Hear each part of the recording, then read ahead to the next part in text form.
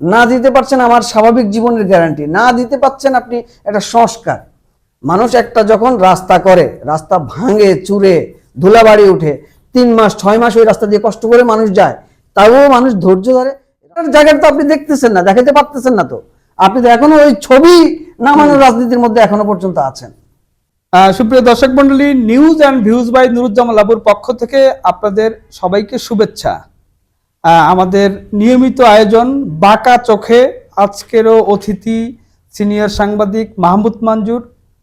যদিও তিনি বিনোদন সাংবাদিকতা করেন, কিন্তু পলিটিক্যাল অবজারভেশন বা পলিটিক্যাল অ্যানালাইসিসটা তিনি দীর্ঘদিন ধরে অনেক ভালো করেন আর কি। আমরা তাদের সাথে আজকের বিষয় নিয়ে কথা বলবো। যে বিষয়টা সেটা হলো বঙ্গবন্ধুর ছবি এবং সমন্বয়কদের কার্যা কি চলছে বাংলাদেশে বা কি চলছে দেশে। আপনারা সকলেই জানেন যে বঙ্গবন্ধুর ছবি বঙ্গভবন থেকে নামানো নিয়ে একটা তুলকালাম অবস্থা চলছে, আলোচনা সমালোচনা।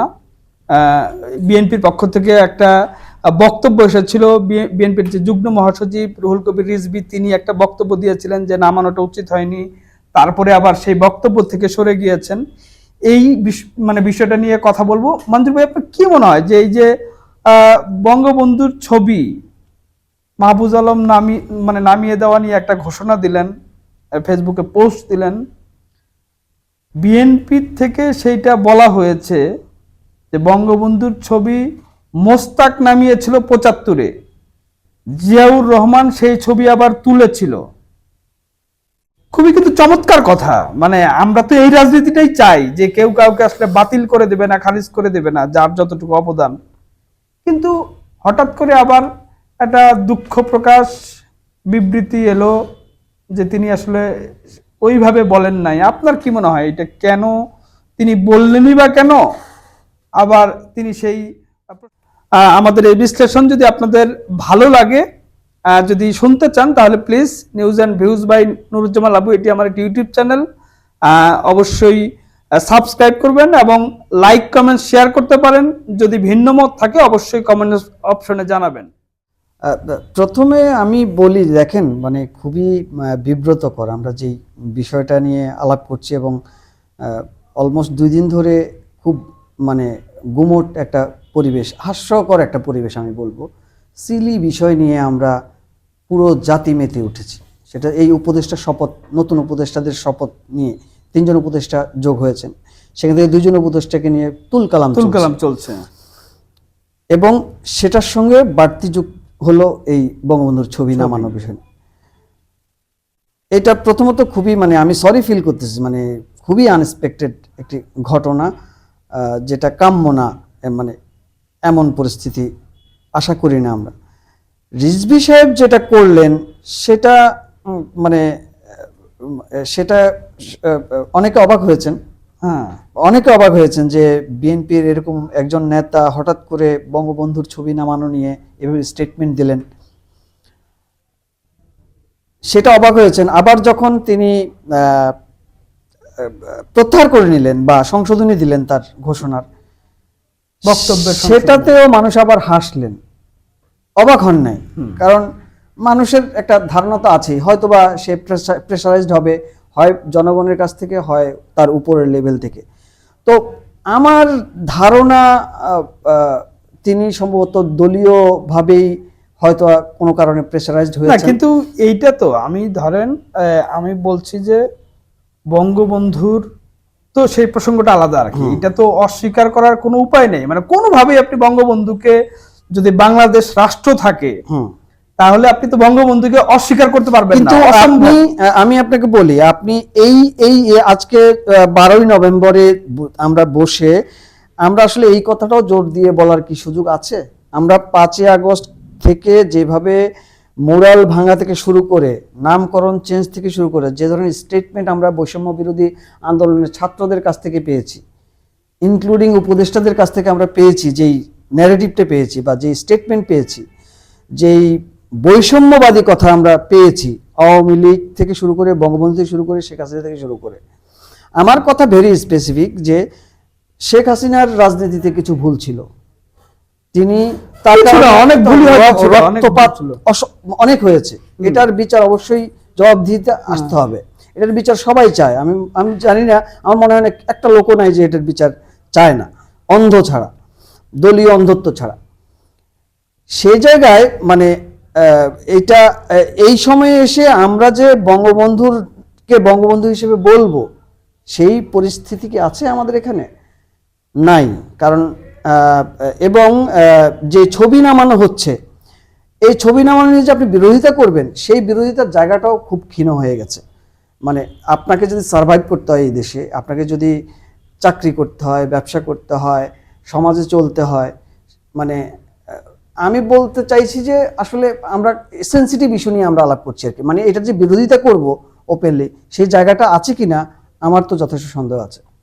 না না, কিন্তু বিরোধিতা আপনি প্রসঙ্গ বললেন, কিন্তু আমার কথা হলো যে আপনি বাংলাদেশ রাষ্ট্রকে যদি স্বীকার করেন, মাহফুজ আলমের ভাষ্যটা ছিল, ফেসবুক স্ট্যাটাস ছিল যে আগে ৭২ থেকে ৭৫ পর্যন্ত বঙ্গবন্ধুর যে আমল, শাসন আমল, সেই শাসন আমলের যে সমালোচনা, সেইটা করতে হবে, সেইটা সমাধান হইতে হবে। ৯ থেকে এই ২৪ পর্যন্ত শেখ হাসিনার যে শাসন আমল, গুম খুন, সেইটা সমাধান হবে, বিচার হবে, তারপরে আপনি বঙ্গবন্ধুর স্বীকৃতি দিবেন। আমার কথা হলো যে আপনি তো ৭২ থেকে ৭৫ সমালোচনা করেন, আপনার কোনো সমস্যা নাই। ৯ থেকে ২০২৪ পর্যন্ত সমালোচনা করেন, বিচার করেন, আইনের আওতায় আনেন, সবকিছু করেন, সমস্যা নেই। কিন্তু ৭১-এ যে বাংলাদেশ রাষ্ট্রটা গঠিত হয়েছে, জন্ম হয়েছে, তার যে নেতৃত্ব দিয়েছে যিনি, তাকে আপনি অস্বীকার করবেন কেন? তাকে আপনি অস্বীকার করলে তো বাংলাদেশই অস্বীকার করা হয়। মানে মানে আর একই সঙ্গে আপনার ৫ আগস্টের পরে আপনি এই দেশটাকে ইনক্লুসিভ রাজনীতি, নতুন রাজনৈতিক বন্দোবস্ত, সবাইকে ঐক্যমতের ভিত্তিতে আপনি সামনের দিকে নিয়ে যাবেন, সেটাই তো চাওয়া। তাহলে আপনি বঙ্গবন্ধু নিয়ে যদি পেছনের অতীত নিয়ে, ইতিহাস নিয়ে যদি পড়ে থাকেন, তাহলে তো আপনি সামনের দিকে আগাবেন কিভাবে? না, সেটাই তো বিস্ময়কর। দেখেন মানে কি হাস্যকর, মানে তারা যখন শপথ নিচ্ছিলেন, মানে এটা মানে একবারে ছেলে মানুষের মতো শপথ দিচ্ছেন, তখনও বঙ্গবন্ধুর ছবি সেখানে ঝুলছে, লাগানো আছে। আমার ধারণা শপথ শেষে উনি হয়তো বা হাঁটা করমর্দন করার সময় বা ঘুরে ফিরে বঙ্গভবন দেখার সময় হঠাৎ করে তার ছবিটা চোখে পড়ল এবং তিনি সিদ্ধান্ত নিলেন এই ছবি এখান থেকে নেমে যাবে। বঙ্গবন্ধুর রচিত সংবিধানের আলোকে আপনি শপথ নিলেন, শেখ হাসিনার আমলের নিয়োগকৃত রাষ্ট্রপতি, হ্যাঁ, তার শপথ বাক্য, তার আন্ডারে আপনি শপথ বাক্য পাঠ করলেন। আপনি আবার বাংলাদেশের বঙ্গবন্ধুকে অস্বীকার করছেন, সংবিধানকে অস্বীকার করতে চাইছেন, বাতিল করে দিতে চাচ্ছেন। আপনার এই বাতিলের রাজনীতি, নাকচের রাজনীতি দিয়ে অথচ আপনি এসছেন বৈষম্যবাদী, বৈষম্য বিরোধী আন্দোলন। বৈষম্য হচ্ছিল বলেই তো এই সরকারটা এলো, জন্ম হলো, আন্দোলনটা হলো। তা আপনি এখন কি রাজনীতি করছেন? কিন্তু এইটা নিয়ে, বঙ্গবন্ধু ছবি নিয়ে আবার দেখেন যে এই ইয়ার যে ভাষ্য, রিজভির যে ভাষ্য, এইটা কিন্তু খুব আশা জায়গা নিয়ে ভাষ্য ছিল। আপনি এই যে বাতিল করে দেওয়া বা চেঞ্জ করা, এইটা কিন্তু আওয়ামী লীগও করেছে, বিভিন্ন সময় করেছে। এক সময় আমরা জানতাম যে এয়ারপোর্টের নাম জিয়া ইন্টারন্যাশনাল এয়ারপোর্ট, বাতিল করে দিয়ে সেইটা হযরত শাহজালাল ইন্টারন্যাশনাল এয়ারপোর্ট করেছে। নব থিয়েটারটার নাম ছিল ভাসানী নব থিয়েটার, সেইটা করে দিয়ে বঙ্গবন্ধুর নাম করেছে। চিনমৈত্রী সম্মেলন ছিল, বাংলাদেশ চিনমৈত্রী, সেটাকে করেছে বঙ্গবন্ধু চিনমৈত্রী সম্মেলন কেন্দ্র। আচ্ছা, কিন্তু রিজভী সাহেবের ভাষ্যে কিন্তু একটা মনে হচ্ছিল যে সেই যে আগের চিত্র, সেইটা কিন্তু চেঞ্জ হয়ে নতুন রাজনৈতিক, এখন আপনি আসলে এখনকার যে জনসাধারণ, এখনকার যে জেনজির যে টাইম, এইখানে ওই প্রতিহিংসা বা বাতিল করে দেওয়া রাজনীতি করে দেওয়া কিন্তু আপনি চলবে না। রিজভির বক্তব্য কিন্তু আশার জায়গা নিয়ে একটা বক্তব্য ছিল যে না, তুমি অধম, তাই বলি আমি উত্তম হইব না কেন। মানে আপনি চাইলে বঙ্গবন্ধুকে বাদ দিতে পারবেন না, চাইলে আপনি জিয়াকে বাদ দিতে পারবেন না। জিয়ার যে অবদান মুক্তিযুদ্ধে, তাকে সেটা স্বীকার করতে হবে। বিষয় তো ছিল এইটাই যে মানুষ বা আমরা সাধারণ মানুষরা আশা করছিলাম যে এই বক্তব্যগুলি, স্টেটমেন্টগুলি আসবে কিন্তু ওই ইয়াং জেনারেশন, জেনজি থেকে, হ্যাঁ, এই তরুণ উপদেষ্টাদের কাছ থেকে বা তরুণ নেতৃত্বদের কাছ থেকে। আজকে দেখেন মানে মানে কি বলবো, মানে ৫ আগস্টের পর থেকে যে ধরনের স্টেটমেন্টগুলি আসছে, মানে এ টু জেড বৈষম্য বিরোধী তো কোনো আলাপ নাই, বৈষম্যবাদী আলাপ সব। না, সেটাই তাহলে তাহলে যারা আজকে শহীদ হলো 1000, 1500, 2000-এর উপরে মানুষ প্রাণ দিল, তারা তো এরকম এই রেশারেশি রাজনীতি দেখার জন্য এসছে, তারা কি জানে? না, সেটাই, এটা দুঃখজনক বিষয়। কিন্তু আমরা আরেকটা প্রসঙ্গে একটু কথা বলি মঞ্জুর ভাই, সেটা হলো যে এই দুইজন উপদেষ্টা যেটা আপনি বললেন আর কি, দুইজন উপদেষ্টা নিয়োগ নিয়ে ব্যাপক একটা তুলকালাম চলছে, মোস্তফা সরোয়ার ফারুকী এবং বশিরউদ্দিন। তো বশিরউদ্দিনের ভাই আফিল উদ্দিন আওয়ামী লীগের সর্বশেষ যে সংসদ সেই সংসদেও মেম্বার ছিলেন, পার্লামেন্ট মেম্বার। আর মোস্তফা সরোয়ার ফারুকী বিভিন্ন সময় তার স্ত্রী, বঙ্গবন্ধুর স্ত্রীর চরিত্রে অভিনয় করেছে, মানে তিশা অভিনয় করেছে। কিন্তু সরোয়ার ফারুকী তো আওয়ামী লীগ আমলে অনেক বঞ্চিত, তার একটা সিনেমা মুক্তি পায় নাই বিভিন্ন সময়ে, এবং সে যথাযথ সমালোচনাটা করেছে। আচ্ছা, আরেকটা প্রসঙ্গ হলো যে এই উপদেষ্টা দুজন যখন নিয়োগ হলো, তখন তো এই যে ছাত্রদের যে প্রতিনিধি যারা সরকারে রয়েছেন উপদেষ্টা, এবং অভ্যুত্থানের যে মাস্টার মাইন্ড এবং যিনি উপদেষ্টা নিয়োগ হলেন মাহফুজ আলম, প্রধান উপদেষ্টার বিশেষ সহকারী যিনি ছিলেন, আপনার কি মনে হয় তাদের সাথে আলোচনা না করে তাদেরকে উপদেষ্টা নিয়োগ দেওয়া হয়েছে? তাহলে বৈষম্য বিরোধীদের আরেকটা পার্ট থেকে যারা সরকারের বাইরে, তারা এত তীব্র সমালোচনা করছেন। আপনি হয়তো খেয়াল করেছেন কিনা জানি না, যে হাসনাত আব্দুল্লাহ কিন্তু স্ট্যাটাসে বলেছেন যে কি হনুরে, মানে সরকারকে হনু বানিয়েছেন, যে হনু হয়েন না, আমরাও কিন্তু ইয়া করবো। এইটা কেন? মানে নিজেদের মধ্যে এই কাজ্যাটা মনে হচ্ছে না যে একটা কাজ্যা তৈরি হয়েছে, একটা ঝগড়া তৈরি হয়েছে, একটা দূরত্ব তৈরি হয়েছে, একটা সমন্বয়হীনতা? এটা খুবই আনএক্সপেক্টেড। প্রথমত এটা খুবই আনএক্সপেক্টেড। এটা বলা যায় আমি যে ডালে বসে আছি সেই ডালটাই কাটতেছি, বিষয়টা এরকম হলো আর কি। খুবই আনএক্সপেক্টেড। এবং আমার মনে হয় না, অনেকেই বলে যে এটা হয়তোবা স্ক্রিপ্টেড, এটা হয়তোবা গেম, বিরোধী পজিশন ক্রিয়েট করার জন্য হয়তোবা এই ধরনের স্টেটমেন্ট, কিন্তু বিষয়টা তা না। বিষয়টা আমি নিশ্চিত তাদের সঙ্গে আলাপ না করে, সেটা ডক্টর আসিফ নজরুল থেকে শুরু করে, মাহফুজ আলম থেকে শুরু করে, নাহিদ ইসলাম, আসিফ মাহমুদ, তাদের সর্বসম্মতি বা সবার কনসার্ন থেকে কিন্তু এই নামগুলি নিশ্চয়ই। প্রধান উপদেষ্টা তো প্রথমেই বলেছেন যে আমাকে নিয়োগ দিয়েছে ছাত্ররা, এবং উনি প্রথম দিন থেকে আজকের দিন পর্যন্ত উনি কিন্তু ছাত্রদের উপরেই কিন্তু নিজেকে ন্যস্ত করে চলছেন, সঁপে দিয়েছেন। এটা নিয়েও বিতর্ক আছে যে উনি ঘুরে ফিরে সুযোগ পেলেই ছাত্রদের উপহার হিসেবে বিষয়টাকে দেখছেন। ছাত্র নিয়োগকর্তার সাথে কথা না বলে তো অন্য কোনো নিয়োগ দেওয়ার কথা না। নিশ্চয়ই না, নিশ্চয়ই না। এই সমালোচনাটা কেন উঠছে, এটা একটা রহস্যজনক বিষয়। তবে এটা কি বলবো, মানে আমি আরেকটু হতাশার কথা বলি। শুধু যে বৈষম্য বিরোধী এই ছাত্ররাই প্রতিবাদ করছে তা না, আনএক্সপেক্টেড যেটা, এই প্রথম কোনো উপদেষ্টা নিয়োগের পর বাংলাদেশের প্রায় সকল স্টেক হোল্ডারদের পক্ষের লোকরাই কিন্তু এই প্রতিবাদটা করছে। এটা আমার কাছে খুবই সিগনিফিকেন্ট এবং এটা বিএনপির পক্ষ থেকে প্রতিবাদ আসে নাই, বিএনপির পক্ষ থেকে বিএনপি পন্থী লোকদের সঙ্গে কথা বললেও তারা কিন্তু জিনিসটাকে ইগনোর করছে, যে হোয়াই ফারুকী। মানে আমি কেন জানি বুঝলাম না যে ফারুকীর এই প্রতিবাদ, ফারুকী কেন এই প্রতিবাদ মোটামুটি সব সেক্টর থেকে এসছে। আচ্ছা, এসছে। এখন এটার কারণ আমি একটা বের করেছি। এটার কারণ হচ্ছে কি, ফারুকী হচ্ছে আসলে কোনো দলান্ধ পজিশন নেয় নাই কখনো।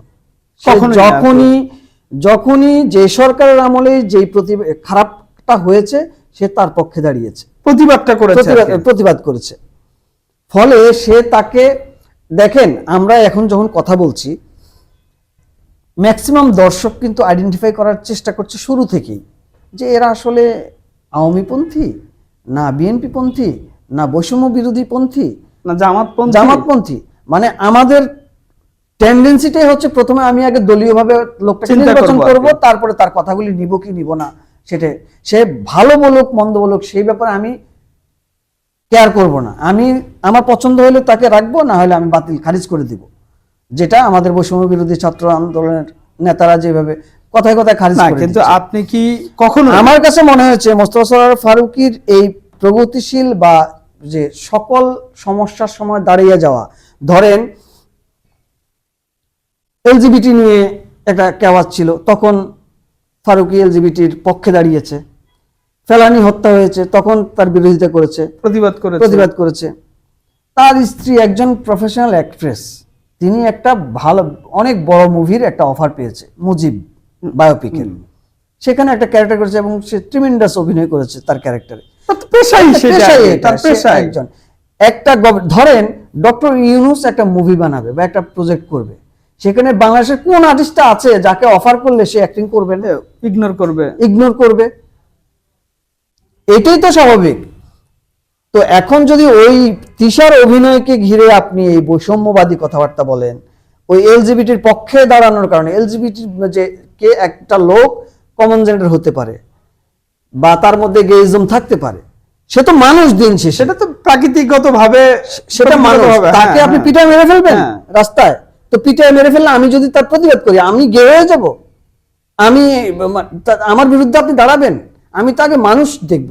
তো ফারুকী হচ্ছে এই সমাজ, রাষ্ট্র, সংস্কৃতি, মানুষ। এবং আমি এটাও বলি, এই গত 16 বছরে তার সিনেমা কিন্তু অলমোস্ট 2টা সিনেমা কিন্তু তার আটকা ছিল। শনিবার বিকেল নিয়ে এসে প্রচন্ড প্রেসারাইজ হয়েছে এবং ডুব সিনেমাটা নিয়ে এসে প্রচন্ড চাপের মধ্যে ছিল। শেষ পর্যন্ত কোন রকমে অনেক সেন্সর মেন্সর করে সে ছাড়পত্র পেয়েছে। একজন মোস্তফা সরোয়ার কি বছরে সিনেমাই বানায় একটা, সেই সিনেমাটা যদি আপনি বছরের পর বছর আটকায় রাখেন তাহলে ওই ডিরেক্টরের বাঁচার কি আছে? কারণ বাঁচার জন্য সে যদি একটু চেষ্টা করে, সংশ্লিষ্ট মন্ত্রণালয় চেষ্টা করে। না, এই চেষ্টা তো এই গত 15 বছরে সবাই করে কে করে নাই, মানে এমন কোন লোক তো আপনি খুঁজে পাবেন না যে সেই সরকারের কাছ থেকে মানে তার যে অধিকার সে অধিকারটা নেওয়া, সেটা তো আসলে সরকারের মানে সহানুভূতি পাওয়া বা এরকম কোনো কিছু না আর কি। সে তার যে কাজের অধিকার সে কাজটা করবে আর কি, বরং সরকার তাকে নানাভাবে প্রেসারাইজ করছে, সেটা সে নিউট্রালাইজ করার চেষ্টা করেছে। এটা তো আপনি, কিন্তু একটা কথা হলো যে এই প্রতিবাদটা হাসনাত আব্দুল্লাহ করছে, সার্জিস আলম আরেকজন যিনি, উনি বললেন যে কোটা আন্দোলন, তারা এই বৈষম্য বিরোধী আন্দোলন তো কোটার আন্দোলন থেকে শুরু। তো উনি একটা বৈষম্যের কথা ফেসবুকে স্ট্যাটাস দিলেন যে উত্তরবঙ্গের কাউকে উপদেষ্টা পরিষদের নিয়োগ দেওয়া হয় নাই আর কি। তার মানে তাদের ভাষা বোঝাচ্ছে তো যে বৈষম্যটা তাহলে আছেই। আচ্ছা, না আরেকটা বৈষম্য আছে। এই ক্ষেত্রে আমি একটা কথা বলি, দেখেন একটা লোক কোটা আন্দোলন করে সরকার গঠন করলো এবং সে মানে সার্জিস বলেন আর হাসনাত বলেন, এরা তো এখন মানে জাতীয় লিডারে পরিণত হয়েছে। সেই লোকগুলি যখন সেই কোটা ফরম্যাটের কথা বলে, মানে এই ধরনের এই যে মানে পক্ষপাত উত্তরবঙ্গে মানে মামার বাড়ির আবদারে পরিণত হয়েছে। বিষয়টা কি আপনি দেখেন, আপনি অটো পাসের কালচার শুরু করছেন এই সরকার ক্ষমতা নেওয়ার পরে। একের পর এক অটো পাস, আপনার মামার বাড়ির আবদার, পরীক্ষা বাতিল, এখন আপনার আবদার আসছে উত্তরবঙ্গের কোনো ইয়ে নেই, আপনি উপদেষ্টা নেই, আপনি যমুনা সেতু দিয়া লোকজন যাইতে দিবেন না। তো বিষয়টা কি মামার বাড়ির আবদার? আপনার ম্যান্ডেটটা কি ছিল? আপনার প্রথম দাবি ছিল আপনি বৈষম্য বিরোধী করবেন, মূলত আপনি 5% কোটার আন্দোলনে নেমেছেন। কোটা থেকে সরকার গঠন করেছেন, সরকার গঠন করে আপনি অটো পাসের আবদার পূরণ করা শুরু করলেন। হ্যাঁ, একদিকে কোটা পাসের আন্দোলন, আরেকদিকে মুরাল ভাঙো, আওয়ামী লীগ হটাও, আওয়ামী রাজনীতি হটাও, এবং আপনি ছবি নামানোর রাজনীতি আজকের দিন পর্যন্ত। আজকে 3 মাস 4 মাস হয়ে গেল, আপনি এখনো বঙ্গবন্ধুর ছবি কোথায় ঝুলছে ছবি নামানোর রাজনীতির মধ্যে আটকে আছেন। আপনার কিন্তু আমাদের সংস্কার কি হবে, আমাদের পুলিশ বাহিনীর কোনো আপডেট আছে? আমাদের সংবিধান সংস্কারের কোনো আপডেট নাই, আমাদের নির্বাচনী কোনো রোডম্যাপ নাই, আমাদের দ্রব্যমূল্যের ত্রাহি অবস্থা, আমাদের ব্যবসা প্রতিষ্ঠান একটার পর একটা ব্যবসা প্রতিষ্ঠান বন্ধ হয়ে যাচ্ছে, কোটি কোটি শ্রমিক কত মাসের বেতন পায় নাই এবং কত লাখ লাখ শ্রমিক কর্মহারা হচ্ছে, আমাদের গার্মেন্টসগুলি অস্থিতিশীল হয়ে আছে, 3 মাস 4 মাস করে বেতন পাচ্ছে না, গাজীপুর রোড 2 দিন পর পর ব্লক। এইসব ব্যাপারে আপনি কথা বলেন না কেন? না, আমাদের তো আসলে ছবি কেন আছে, ছবি নামাও, কাজ হওয়া উচিত ছিল যে সামনের দিকে আমরা কিভাবে এগিয়ে যাব আর কি, বিশ্বের বুকে মাথা উঁচু করে কিভাবে বাংলাদেশ দাঁড়াবে, সেই স্বপ্ন তো আমাদেরকে আপনি দেখিয়েছেন যে আমরা সেইটার দিকে যাব, কিন্তু আমরা আছি আসলে আমার কথা পেছনের হচ্ছে দিকে। ভাই, আপনি এই বিএনপি দলটাকে, একটা বিএনপির তো গত 16 বছর তো বিএনপি দলটাকে তো ধ্বংস করে দেওয়া হয়েছে, এতে কোনো সন্দেহ নাই। বিএনপির প্রধান জেলে ছিল এবং আইসিইউর মতো থাকা অবস্থা, মানে ওনার তো আর পলিটিক্যাল কোনো অ্যাক্টিভিটিস নাই। তার সেকেন্ড কমান্ড তারেক রহমান লন্ডনে বসে আছে, এখন স্কাইপিতে কথা বলে। সেই একটা দল গত 5ই আগস্ট থেকে আজকের দিন পর্যন্ত যে রাজনীতিটা করছে, এটা দেখেও তো শিকার আছে। হ্যাঁ, ও তো খুবই পরিচালিত রাজনীতিতে, কিন্তু খুবই পরিচালিত। আপনি প্রত্যেকটা স্টেটমেন্ট হ্যাঁ। দেখেন, প্রত্যেকটা নেতার অ্যাক্টিভিটিস দেখেন, তাদের মাঠের আন্দোলন দেখেন, চেষ্টা। স্টেটমেন্ট দেখেন। তো এগুলি থেকে তো আমরা আমাদের এই বৈষম্য বিরোধী ছাত্র আন্দোলনে ছাত্ররা শিখতে পারে, দেখতে পারে, কিন্তু বুঝতে পারে। একটা কি মনে হচ্ছে যে এরা আসলে একটা ভীষণ রকম চাপে পড়ে গিয়েছে। আপনি খেয়াল করলে দেখবেন কিনা যে জগন্নাথ বিশ্ববিদ্যালয়ের যে আন্দোলন, সেই ছাত্ররা যে আন্দোলন করছে, সেই আন্দোলনে তারা এসেছিল শিক্ষা ভবনের সামনে আন্দোলন, সেখানে আমাদের যে তথ্য উপদেষ্টা তিনি গিয়েছিলেন নাহিদ ইসলাম, এবং সেইখানে একটা ভিডিওতে দেখছিলাম যে এই মাইকে যিনি কথা বলছেন, যিনি নেতা, তিনি নাহিদ ইসলামের উপস্থিতিতেই তিনি বলছিলেন যে আমরা কোনো নাহিদ ভাইকে মানি না, নাহিদ ভাই আমরা মানি না, শিক্ষা উপদেষ্টা আসতে হবে, নাম্বার 1। নাম্বার 2 হলো নাহিদ ইসলাম সেখানে উপস্থিত থাকা অবস্থায় চারদিক থেকে স্লোগান উঠছে, ভুয়া ভুয়া ভুয়া ভুয়া ভুয়া। তার মানে কি এই যে শিক্ষার্থীরা, এই শিক্ষার্থীরাই তো নাহিদ ইসলাম, আসিফ মাহমুদ, মাহফুজ আলমদের ডাকে সাড়া দিয়ে মানে পুরো দেশ কাঁপিয়ে দিয়েছে। এখন সেই শিক্ষার্থীরাই তাদেরকে আর কাউন্ট করছে না আর কি, ভুয়া বলছে আর কি। এইটা আপনি কিভাবে দেখেন? এইটা কি আসলে মানে এইটা কি এই ভুল রাজনীতি বা ভুল জায়গায় ফোকাস করার ফল?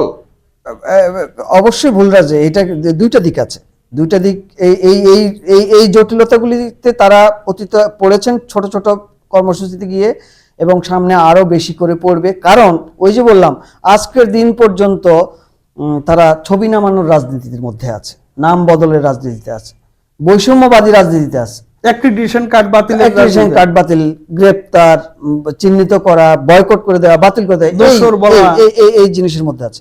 আপনি দেখেন নাহিদ ইসলাম, আসলে নাহিদ ইসলাম কেন যাবে? আমাদের শিক্ষা উপদেষ্টা নামে একটা জায়গা আছে তো, তিনি তো নিয়োগকৃত আছেন তো, তিনি যান না কেন? তিনি তিনি তারই তো যাওয়ার কথা, নাম্বার 1। নাম্বার 2, এই যে বয়কট করা বা ভুয়ো ভুয়ো বলা, এটার কারণ হচ্ছে এখন তো বিশ্বের দেশটা হয়ে গেছে হরি লুটের দেশ। আমি বৈষম্য বিরোধী আন্দোলন করেছি, তার মানে আমি এখন দেশের রাজা, আমি এখন যা বলবো তাই। অটোপাস তার একটা বাংলাদেশের ইতিহাসে সচিবালয়ে মানে ঢুকে গিয়ে আদায় করে চলে আসতেছে, এটা এটা ইতিহাস তো নাই, রেকর্ড নাই। পরীক্ষা বাতিলের জন্য তো আর এখন বিষয়টা হচ্ছে মামার বাড়ির আবদারে পরিণত হয়ে গেছে, হরি লুটের দেশ হয়ে গেছে। আমি বৈষম্য বিরোধী আন্দোলন করছি, এখন আমি যেটা বলবো সেটাই হবে। তা এখন এই ছাত্ররা তো আন্দোলন ছিল, মাঠে ছিল, মাইর খাইছে, তাই না? তো এই ছাত্ররা দেখতেছে যে আমার সঙ্গে আন্দোলন করে তো রাষ্ট্র নায়ক, রাষ্ট্র পরিচালনায় আসছে, তারা পতাকা যুক্ত গাড়িতে চলাফেরা করতেছে। হ্যাঁ, তারা আমার এই সমাধান কেন সমাধান করে দেয় না? এখন তো আমার সরকার, এই সরকার তো এই নাহিদ ইসলামরা, এই ডক্টর ইউনূসের সরকার তো আমার সরকার। তা আমি গত 16 বছর, 30 বছর, 50 বছর আমি যখন আমার এই ভবনটা পাই নাই, আমার এই সুবিধাটা পাই নাই, এখন এরা এটা ঠিক করে না কেন? এটা তো যৌক্তিক, এটা ঠিক করে না কেন? ফলে আমার কেন আবার এত আন্দোলন করতে হলো? আর আন্দোলন করলে যৌক্তিকভাবে কেন আমার এটা সমাধান দ্রুততর সমাধান করে দেওয়া হয় না? অটোপাস তো দ্রুতই হলো। আরেকটা বিষয় হচ্ছে, এই মামার বাড়ির আবদারটাও তারা করতে পারতো না যদি তারা দেখতো এই মানুষগুলি জীবন, মন, প্রাণ সব দিয়ে দেশটা সামনের দিকে সংস্কারের জন্য কাজ করছে, প্রকৃত অর্থে সংস্কারের কাজ করছে, যেটা আমাদের ডক্টর আসিফ নজরুল অনেক আগে বলেছিলেন, যেটা ভাইরাল হয়েছিল, আমি যদি একবার ক্ষমতা পেতাম দেশ পরিচালনা জীবন দিয়ে কাজ করতাম। আপনি সেই জীবনটা খুঁজে পান? আপনি আছেন তো সেই ছবি নামানোর রাজনীতিতে, মোড়ের ভাঙার রাজনীতিতে, বয়কটের রাজনীতিতে। তাহলে আপনার কাছ থেকে আর কি করবে? এখন তো তার মানে হচ্ছে, তার মানে কি আপনি যেহেতু রাইট লাইনে নাই, আপনি আমার জনগণের মূল্য চিন্তা নেই, আপনার ব্যাংক লুট হয়ে গেছে, ব্যাংক নিয়ে কোনো অ্যাক্টিভিটি নেই, মানুষ গ্রাহকরা টাকা তুলতে পারছে না, নিজের টাকা জমায় নিজে টাকা তুলতে পারছে না, মানুষ বাজার করে খেতে পারছে না, মানুষ বেতন পাচ্ছে না, মানুষের ব্যবসা বন্ধ হয়ে যাচ্ছে, এইসব ব্যাপারে আপনাদের কোনো কনসার্ন নাই। আপনি আবার বড় বড় যারা অপরাধী হ্যাঁ। আওয়ামী লীগের আমলে তাদেরকে কিন্তু আপনি ঠিকই এসকেপ করার জন্য একটা সুযোগ করে এবং আপনি দিয়েছেন, দেখেন, আপনি হ্যাঁ, ধরতে পারেন নাই তাদেরকে মানে আর কি। আজকে মানুষ দেখেন, আজকে যদি ওবায়দুল কাদের বা আমাদের স্বরাষ্ট্রমন্ত্রী সাবেক স্বরাষ্ট্রমন্ত্রী আসাদুজ্জামান খান কামাল, তারা তো বিদেশে আছে, হাসান মাহমুদ তারা বিদেশে আছে, আরামে আছে, আয়েশে আছে। আপনি যদি তাদের মতো 2-4 জনকে আপনি গ্রেফতার করতেন, শাস্তি দিতে পারতেন আইনের আওতায়, তাও মানুষের একটা স্যাটিসফ্যাকশন থাকতো যে এই মানুষগুলি আমাদেরকে শোষণ করছে, নির্যাতন করেছে। সিনেমায় কি হয়, নায়ক যখন মান্না যখন ডিপজলকে, নায়ক যখন ভিলেনকে বেদম পিটায়, মানুষ চিৎকার দিয়ে ওঠে, মানুষ মজা পায়, হ্যাঁ। মানুষ নিজের সন্তুষ্ট ক্রোধটাকে হ্যাঁ।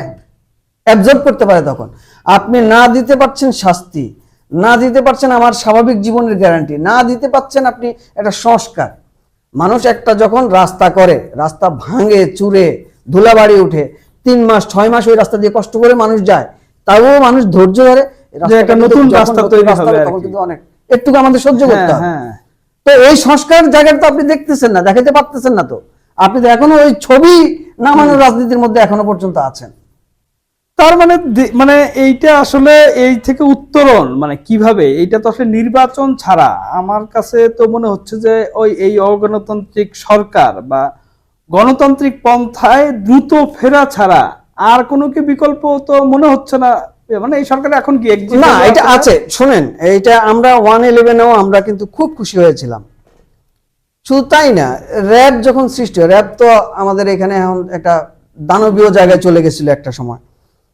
র্যাব যখন সৃষ্টি হয়েছিল, যখন প্রসপার হচ্ছিল, আমরা কিন্তু তখন খুব খুশি হয়েছিলাম। কেন খুশি হয়েছিলাম? ওই যে সিনেমার কথা বলতেছি, যে আমি যে নির্যাতন নৈরাজ্যের শিকার হচ্ছি সেটার একটা শাস্তি হোক। আমি তখন আইনের তোয়াক্কা করছি না, আমি মানবাধিকারের তোয়াক্কা করছি না, আমি শাস্তিটা চাইছিলাম, রিভেঞ্জটা চাইছিলাম। তো এই সরকার অনেক পপুলারিটি নিয়ে এসে, রিক্সা চালকরা সেলুট দিচ্ছিল না, রিক্সা দাঁড়িয়ে দাঁড়িয়ে। শুধু ছাত্ররা কি সরকার, হাসিনা সরকারকে পতন ঘটেছে তা না, কিন্তু বাংলাদেশের সকল মানুষ যখন একসাথে তখনই কিন্তু এটা সংগঠিত হয়েছে। এটা স্বাভাবিক। বিএনপির আমলে বিএনপি কেন সরকার নামাইতে পারে নাই? কারণ হচ্ছে বিএনপির ওই আন্দোলনের সঙ্গে জনমানুষের সম্পৃক্ত ছিল না আর কি। তারা ওই মিস করছে ওই ট্রেনটা, যে ট্রেনটা এই ছেলেরা কিন্তু ধরে ফেলেছে, ইমিডিয়েট করতে পেরেছে। তো এই এত জনপ্রিয় নিয়ে সরকার 3 মাসের মাথায় অজনপ্রিয় হইতে শুরু করছে। কিন্তু আপনি দেখেন, তা না হলে তো আজকে জগন্নাথে ভুয়া ভুয়া বলতো না, বরকত বলতো না, নিজেদের মধ্যে মারামারি করতো না। আপনারা উপদেষ্টা নিয়োগ দিলেন, নিয়োগ দেওয়ার দিন থেকে আপনি 3 জন শপথ নিয়েছেন, 2 জন নিয়ে সমালোচনা, তুমুল সমালোচনা। তার মানে কি? তার মানে হচ্ছে আপনার কাজটা করছেন না। আপনি আপনার এই মানুষকে যে ম্যান্ডেট বা যে স্বপ্ন নিয়ে আপনি এই রাস্তায় নামিয়েছেন, মানুষের কোলখালি করেছেন, হাত পা, কত মানুষ কতভাবে নিগৃহীত হয়েছে। এবং আমি যে বললাম, কত মানুষ চাকরি হারা হচ্ছে, কত মানুষ বেতন পাচ্ছে না, কত ব্যবসায়ী ফতুর হয়ে গেছে। তো সেই মানুষগুলি তো শান্তি পাইতো যদি আপনি রাইট ট্র্যাকে থাকতেন, আপনি যখন ভীষণটা দেখাইতে পারতেন। দেখো, আমার 2 বছরের মধ্যে 3 বছরের মধ্যে আমি নির্বাচন দিব, আমার এই প্রথম বছর আমি এই কাজটা করব, দ্বিতীয় বছরে এই কাজটা করব, তৃতীয় বছরে আমি ইলেকশনে চলে যাব। আজকের দিন পর্যন্ত কোনো রোডম্যাপ নাই। ইভেন প্রথম দিকে তো যখন জিজ্ঞেস করতাম আমরা সাংবাদিকরা যে কতদিন বা নির্বাচন কতদিন, এই সরকার কতদিন থাকবে, বিরক্ত হতেন। এখন ওই বিরক্তির ভয়ে সাংবাদিকরা প্রশ্ন করা বাদ দিয়ে দিচ্ছে। না, সেটাই এখন আমরা চাই আসলে এই কি মানে দেশটা, মানে আমার কথা হচ্ছে এই সরকার যদি আরো 20 বছর থাকে, প্রত্যেকটা লোক আমি মনে করি দলান্ধ ছাড়া, যে মানুষগুলি আমি আপনি তো আসলে নিজের ইনকাম করে নিজে খাইতে হয়। আমি আগেও বলেছি, বাংলাদেশ গভর্নমেন্ট এমন এক গভর্নমেন্ট, মানে লাইবিলিটি লেস গভর্নমেন্ট। এই গভর্নমেন্টের কাছে মানুষের চাও কিন্তু কিচ্ছু নাই। মানুষ চায় বাসা থেকে বের হবে, জ্যাম জোট মুক্ত ছাড়া নিরাপদে অফিসে আসবে, অফিস থেকে বাসায় চলে যাবে, আর সহনীয় পর্যায়ে সে ব্যবসা করবে, চাঁদা দিতে হবে না, সে বিল্ডিং তুলবে, চাঁদা দিতে হবে না। এই তো, আর তো কিচ্ছু নাই। পাসপোর্ট অফিসে যাবে, দালাল ছাড়া সে পাসপোর্ট করতে পারে, এই মিনিমাম সাপোর্ট গুলি। তো এই জিনিসগুলি যদি ঠিক করে দিত বা ঠিক করার লাইনে থাকতো। আপনি বিআরটিতে দেখেন, আমি বিআরটিতে মাঝখানে আমার ড্রাইভিং লাইসেন্স রিনিউ করতে গেছি, বিআরটির দালাল এখন বিআরটিতে, মিরপুর বিআরটিতে আপনি কালকে গিয়ে দেখেন, আমি লিখিত দিচ্ছি, মানে গ্রাহকের চাইতে দালালের সংখ্যা বেশি।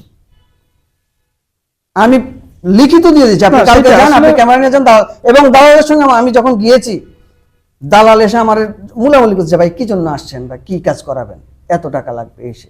তখন সাংবাদিক সুলভ মানুষের সঙ্গে দেখা হলে একটু কথা বলি, বলার চেষ্টা করি। বললাম যে কেমন এখন ইনকাম, এখন কি আগের মতো? আগে আগে দালালরা কি তো মানে হাসিনার আমলে, ফ্যাসিস্ট সরকারের আমলে এই দালালরা থাকতো বিআরটি ফটকের বাইরে, চা দোকানগুলিতে, ফ্যাক্সের দোকানে, জাস্ট চোরের মতো এদিক ওদিক ঘুরতো, এবং কোনো কন্ট্রাক্ট করতে হলে ওই দোকানে যেয়া কন্ট্রাক্ট করতে হতো। তো এটা হচ্ছে একদম ভিতরে কাউন্টারের সামনে দাঁড়ায় আছে। বললো যে, আমি বললাম যে এখন কি অবস্থা, এখন কি কোনো চাপ নাই? কয় না, এখন তো ব্যবসা, আমাদের অবস্থা আরো খারাপ। কেন? আমি ভাবলাম যে আরো কড়াকড়ি হয়েছে। বলছেন না, এখন হচ্ছে এত সংখ্যা বেশি বাড়ছে, আমাদের সংখ্যা, এখন কাজ কম পাই, কাজ পাই না, গ্রাহক হচ্ছে আমাদের লোক বেশি। আমি যে আপনার সঙ্গে বার্গেনিং করবো 3,000 টাকায়, আরেকজন তো 2,000 টাকা দিয়ে করার জন্য দাঁড়ায় আছে। না, যেমন একটা দেশের এই যে ধরেন এই যে ঘুষের কালচার, মানে আমরা কি চেয়েছিলাম যে নতুন বাংলাদেশে এইসব বিষয়ে সরকারি ইনিশিয়েটিভ থাকবে, ঘুষ দিতে হবে না, কোথাও কোথাও হয়রানি হইতে হবে না, কোথাও বেআইনি কোনো কিছু হবে না, সবাই একটা শৃঙ্খলার মধ্যে চলবে, একটা ডিসিপ্লিনারি হবে, উল্টো পথে কেউ চলবে না, মূল সড়কে রিক্সা আসবে না, রাস্তায় যানজট থাকবে না, মানে দেশটা সুন্দরভাবে সামনের দিকে আগাবে আর কি। তো সেইটা আসলে মানে হতাশাজনক চিত্র। তবে আমরা তবু আশাবাদী যে এই যে যেই অবস্থা চলছে, এই যে বাতিলের রাজনীতি, এই যে নাই করে দেওয়ার রাজনীতি, এই যে জবরদখলের বিষয়, এগুলার থেকে উত্তরণ ঘটিয়ে আমরা সামনের দিকে এগিয়ে যাব।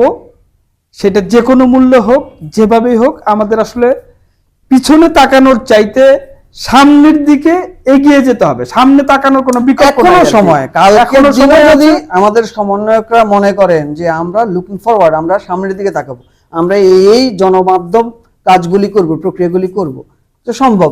আপনি আপনি আমাকে বলি, ঢাকার শহরে পা ফেলার সুযোগ হয় না, গাড়ি চালানোর সুযোগ হয় না, বাইক চালানোর সুযোগ হয় না, অটো রিক্সার মতো দানবগুলির কারণে। বাংলাদেশের সবচেয়ে ভয়ঙ্কর না, যানবাহন। এইটার আবার একটা আছে, মানে একটা বিষয় আছে যে এই লোকগুলাকে আপনি আবার কি দিবেন, মানে তারা আসলে উপার্জনটা করবে কি? এটা তো সেন্টার পয়েন্ট। বাংলাদেশটা তো আসলে দীর্ঘদিন ধরে হয়ে আসছে আসলে ক্ষমতার মেইন কেন্দ্র আর কি, এবং মানে বিকেন্দ্রীকরণ হয়নি আর কি, যে অন্য একটা শহরে গিয়ে সে এই উপার্জনটা করতে পারবে না, সবাই ঢাকামুখী, এভরিওয়ান ঢাকামুখী। সেইটাও একটা নতুন বাংলাদেশ গড়তে হলে পরে বিকেন্দ্রীকরণের একটা প্র্যাকটিস আপনার শুরু করতে হবে আর কি। কারণ আপনি সবাই যদি ঢাকামুখী হয় তাহলে তো এরকম হবেই। সেইটাও আমরা তো চাই যে দেশটা আপনাকে সামনের দিকে এগিয়ে নিতে হলে পরে এইসব কাজগুলো আপনাদের করতে হবে, এই বাতিলের রাজনীতি থেকে বেরিয়ে এসে এই কাজগুলি করতে হবে। আমরা বলছি না যে কালকেই আপনি সব সমাধান করে দেন, কিন্তু মানে আপনি যে ইনিশিয়েটিভ নিয়েছেন, আপনি একটা স্টেটমেন্ট দিলেও হয় যে আমরা এইটা নিয়ে কাজ করছি বা এই প্রক্রিয়ায় আগাচ্ছি। কিন্তু এইটা আবার করতে হবে সবাইকে সাথে নিয়ে আর কি, কাউকে বাদ দিয়ে না আর কি। আপনি গুরুত্বপূর্ণ প্রায়োরিটিটাকে আপনাকে প্রায়োরিটি দিতে হবে, কোনটা আপনার প্রায়োরিটি লিস্টে থাকবে সেইটা। নিশ্চয়ই সেটা আমরা আশাবাদ ব্যক্ত করছি, সেটা নিশ্চয়ই হবে। সবাইকে ধন্যবাদ। আমাদের এই বিশ্লেষণ যদি আপনাদের ভালো লাগে, যদি শুনতে চান, তাহলে please news and views by Nuruzzaman Labu, এটি আমার একটি ইউটিউব চ্যানেল, অবশ্যই সাবস্ক্রাইব করবেন এবং লাইক কমেন্ট শেয়ার করতে পারেন। যদি ভিন্ন মত থাকে অবশ্যই কমেন্ট অপশনে জানাবেন। আপনাদের সবাইকে ধন্যবাদ।